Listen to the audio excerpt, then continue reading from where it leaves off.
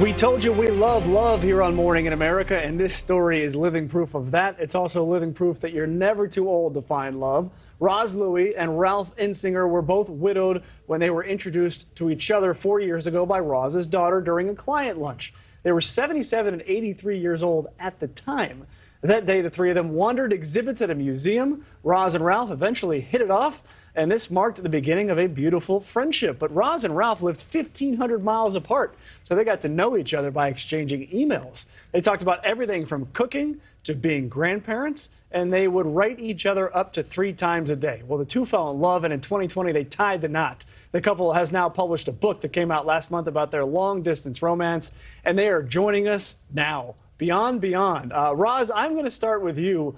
What was it about Ralph that made you want to continue talking to him after this spicy museum date? Well, the museum date wasn't particularly spicy, but his articulation and his sense of humor and his writings were really so intriguing and so much fun. He really was. Lots of fun to talk to and write to.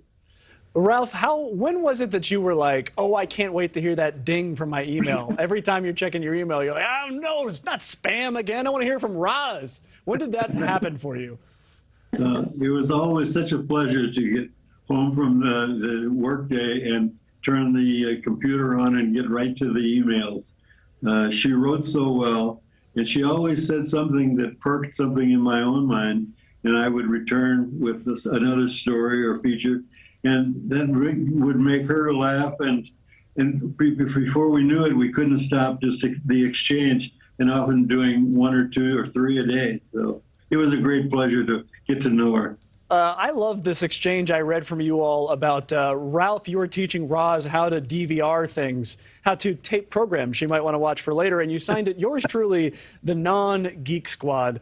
Roz, is there something charming in the way he's self-deprecating in some of these emails?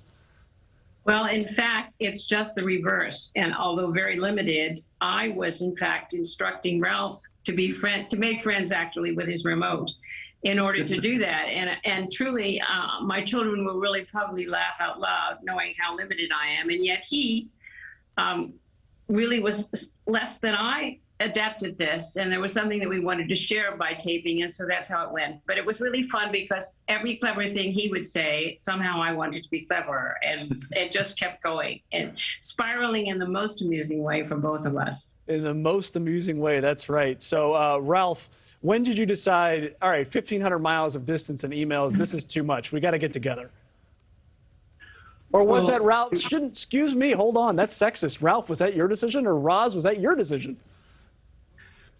I think that, we were still getting acquainted. We were still wanting about one's personal characteristics, that how strong it would be for us to get to know one another and be together.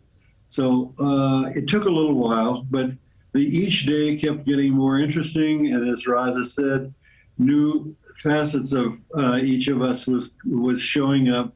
We were laughing at one another. We were criticizing little situations. Our values were being matched. There were just so many things that kept this thing getting more buoyant. And it was a real pleasure always to get on the line. That's Ralph and Roz. They are wonderful. I'm sorry we've got to go, but their book is called Beyond, and it's fantastic. Glad to see you two crazy kids got together in person, and you're not 1,500 miles away anymore. Thank you for telling us about your love story. Thanks for joining us on Morning in America. Thank you. It's been our pleasure. Thank you. Thank you for watching. Go to newsnationnow.com to find NewsNation on your television provider. And don't forget to click the red subscribe button below to get more of NewsNation's fact-driven, unbiased coverage.